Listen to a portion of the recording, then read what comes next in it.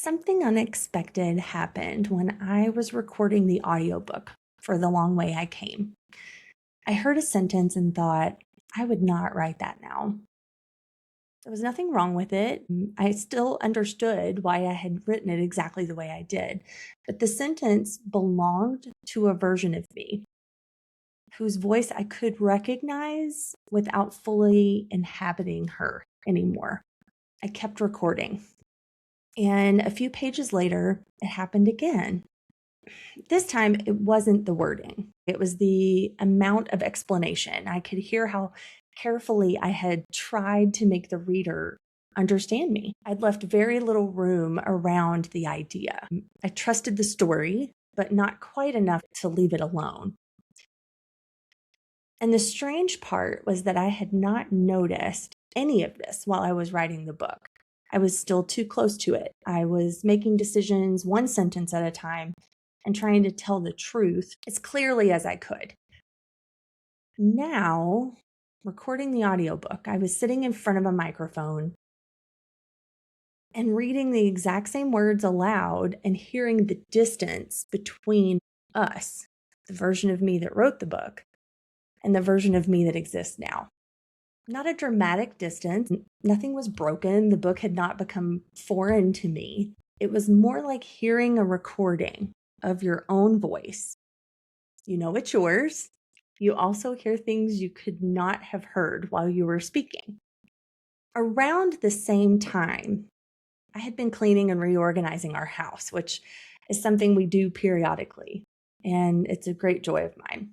I opened a memory box, and it contained a small collection of things I had once decided were very important and important enough to keep: a note, a ticket, a photograph, a few objects that made perfect sense when I put them in there. Some still did, others had completely become quiet to me. I could not recall why I put them in there. Maybe I remember putting them in the box, but I wasn't really sure what I hoped I was preserving. But that's when the book and the box began to feel connected. Both had been waiting for me, and the words had stayed exactly where I left them. So had the photograph, and so had the handwriting on the note. I was the moving piece, and I think that's what I didn't expect. There's something really disorienting about encountering an earlier version of yourself through something that hasn't changed.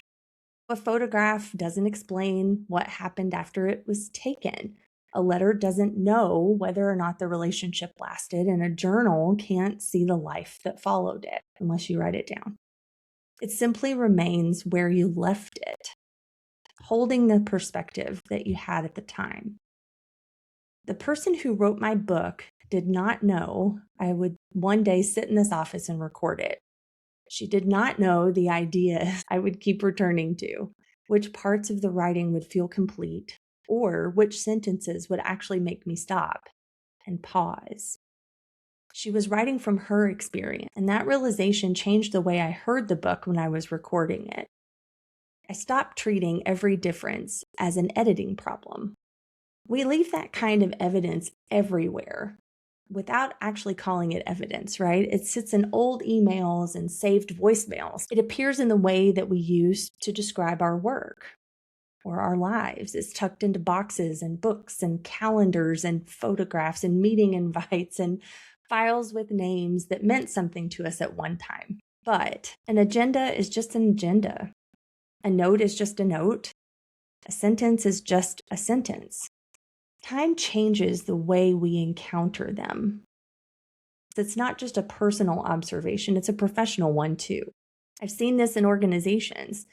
An old strategy deck can reveal what leaders believed was urgent long before anyone knew how the story would turn out. A job description preserves what the organization was actually asking of people, regardless of what the value statement said. A leadership email can show how people were spoken to when pressure was really high and the stakes were really large. None of those documents were intentionally created as artifacts, at least some of them weren't. But they became artifacts because the organization kept moving. And years later, someone can open a file and see the language beginning to change long before the culture ever did, or see the moment when they both changed together. The document doesn't tell you what conclusion to draw. It gives you something to notice. And that may be what unsettled me the most about my audiobook. I was not only listening to the book, I was listening to the person who had written it make choices. I could hear where she lingered. I could hear where she tried to protect the reader from misunderstanding or intense feelings. I could hear the places where she already sounded like me and the places where I had not yet learned to go. I felt tenderness toward her. That surprised me. I'm usually quick to see what I would improve. It's always harder to remember that earlier work was created with the tools, the language, the courage, and conditions that were available to you at the time.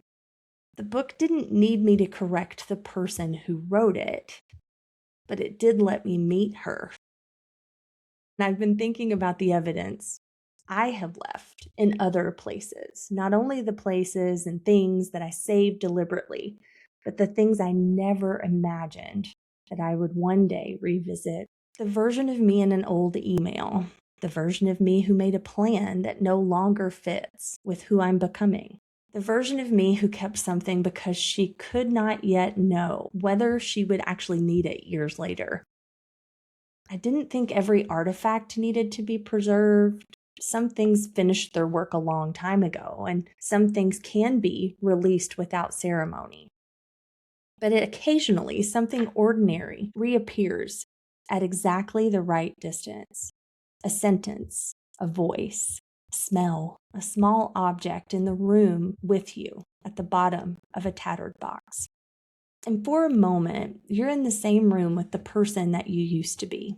I wonder what else I've left behind without actually realizing it. If this observation stays with you, you'll find related field notes and more at AndreaHaneyPoole.com.